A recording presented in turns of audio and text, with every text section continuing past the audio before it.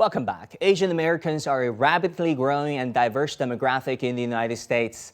They have made significant contributions to American society, yet often faced numerous challenges and barriers. To shed more light on this topic, we're pleased to be joined by Chen, a former deputy mayor of Los Angeles and an American of Chinese descent. Chen has navigated the complexities of both American and Chinese cultures and became the youngest and first Asian woman to hold the position of deputy mayor in Los Angeles. She'll be sharing her insights on public service, as well as her insights on how China and the United States can bridge their differences. So Joy, you've been championing the cause of Asian Americans for many years and helping them climb up the corporate ladder of America. We know life is tough at the top, especially as a minority.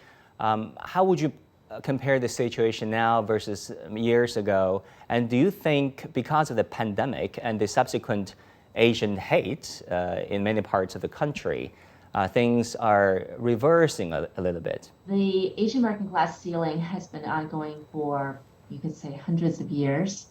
I grew up as a child in America in the 1970s, watching my father struggle under the Asian American glass ceiling.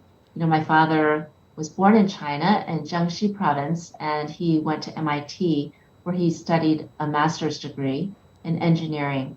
And his entire 30-year career, he remained an individual contributor, you know, the first line worker. He never moved up. Same thing with my mother. She's from China, and she went to Cornell University, another top university in China, and she also never moved up. So to me, the glass ceiling was something that I watched in my growing up years, and that really shaped me. It made me feel like I want to do something. I want to really figure out how American society actually works so that I could break through. And, I've been really gratified that I was able to break through. And now it's really my honor and my privilege to help other Asian Americans. I know you created a Asian American Leadership Accelerator. If the Asian Americans are so smart, you ask, why don't them speak up more often? What is that about? Well, I think there's a few things going on. Number one, the cultures that we grew up in emphasize very different ways of socializing than American culture does. And so sometimes Americans think, oh, Asians have no social skills.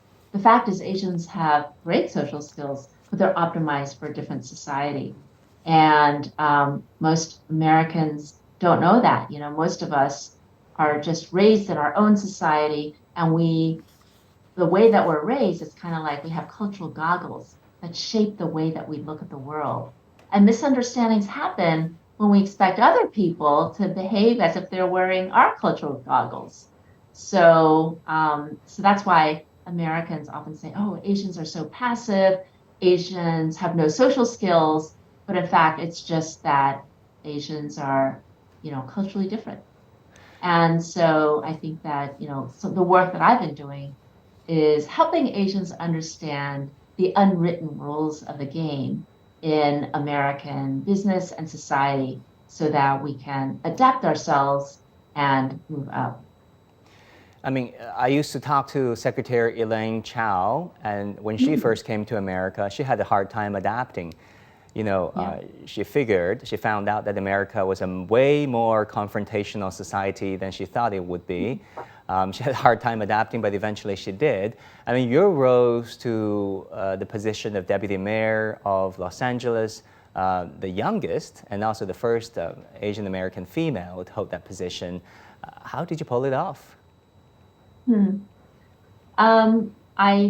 As a child, as I said, I watched my parents under the glass ceiling, and I resolved to really figure out how to connect with the people around me. My parents we didn't have much money, but my parents really saved and sacrificed to buy a house in a good school district, which meant that my brother and I were like the oddball, strange Chinese kids in a school that was almost all white. So I think that when I was a kid, I just really started studying closely the kids around me and trying so hard to connect with them. I had many, many awkward and humiliating encounters with them Montgomery until County is a predominantly white community, right? I lived in the at Washington that area for 8 time. years. Yeah, that's right. At that time, this was in the 1970s. You know, Asian Americans now are 6% of the US population, but in the 1970s, we're only 1% of the population. So we were very different, and most Americans were not used to dealing with us. But I think that in some ways, you know, it's kind of like the idiom "塞翁失马" idiom about old man Sai who lost his horse. How do you know it's not a blessing? I dealt with so much hardship and so much racism when I was a child. Other kids would say, "Go back to China," or make fun of the Chinese food that I brought for lunch. But actually, it turned out that I think that in many ways it was a blessing because it really spurred me to start observing very closely how American society actually works so that I could get up there and make a difference. After I was deputy mayor, I spent 7 years as a CEO headhunter. So I was finding CEOs and board members for Fortune 500 companies. And then I got to, you know, see power from a totally different perspective. And that prepared me to now be able to show Chinese, show Asian Americans how things really work. And then we've seen reports of violence, even physical violence against Asians in the past 3 years, in a large part due to the pandemic.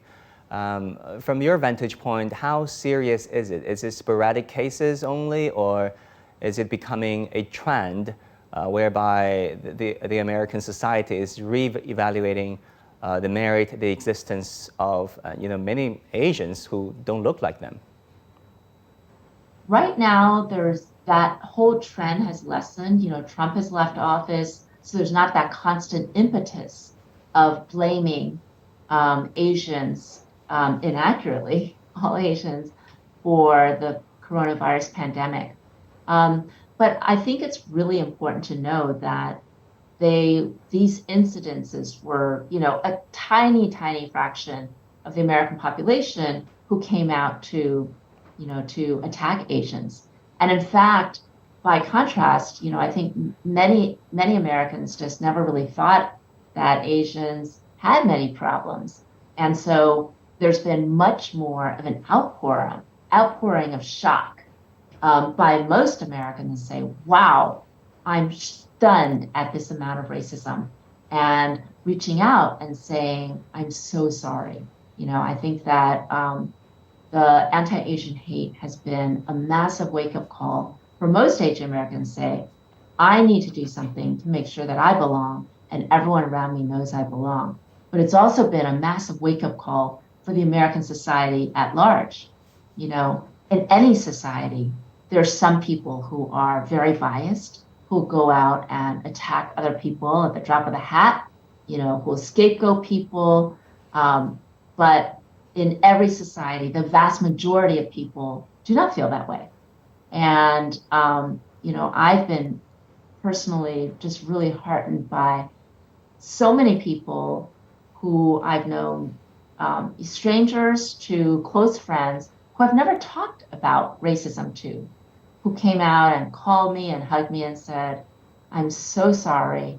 I had no idea that Asians dealt with all this racism. So, you know, the jury's still out, but I think that I hope that at the end of all of this, we can create some good out of all the tragedy that's happened during this pandemic. Joy, what do you think of the significance of Michelle Yeoh's winning the Oscars and the fact that the movie Everything Everywhere All at Once is doing so well, sweeping the Oscars, both in terms of the symbolism of it and also perhaps in a more substantive way for the elevation of Chinese Americans and Asian Americans and Chinese and Asians around the world, and especially in America? That's a great question. I think that symbolically it's very important because Asians have never won until now. Michelle Yeoh is actually only the second woman of color to win this honor. And so I think that symbolically it's very important to say we won't be invisible anymore. You know, Asians are stereotyped as the perpetual foreigners, Yeah. just visible in American society. And so the symbolism of it is very powerful. I think substantively, it's very, very important also because I think that maybe Hollywood has always assumed that if we make a movie about Asians, it'll never sell, and that Asians are just, it's part of the stereotype of us as being perpetual foreigners. Like, Asians don't matter. Nobody really cares about Asians. It's too big of a financial risk to invest in movies about Asians.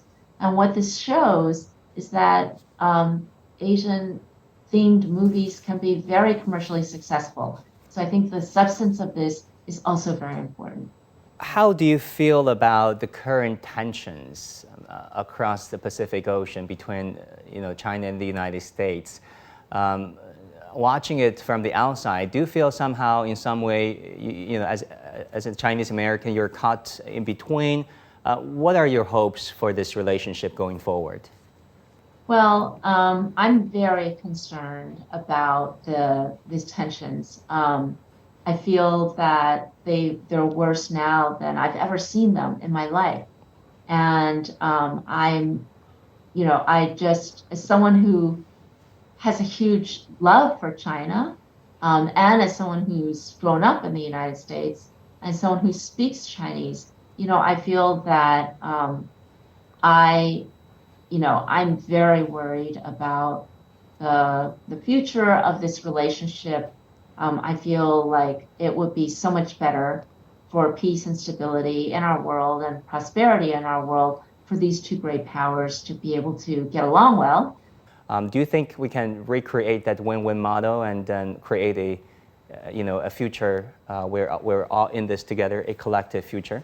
I do hope that, as I said, cooler minds will prevail, and that we find areas where we can all be working together, whether it's climate change, whether it's creating mutual prosperity, and that we can build on those and and work towards a better world together. What do you think of the Chinese philosophy of seeking greater balance and greater harmony among peoples and between nations, creating this collective future together? Anything that creates greater prosperity, greater harmony, is something that I think is very important. I mean, at the end of the day, there are things that divide us, there are cultural differences, but we're all people, right? And I think that there is much more that we have in common as humans on Earth than there are things that divide us. Joy Chen, come back again, and it's so good to see you. And hopefully Gwen. you'll come visit us at some point. Thank you for your time. Absolutely. I can't wait to come back. Thanks, Gwen. It's wonderful to be with you. That'll do it for this edition of The Hub on CGTN. Thank you so much for tuning in. I'm Wang Guan in Beijing. Our news coverage continues. Bye and take care.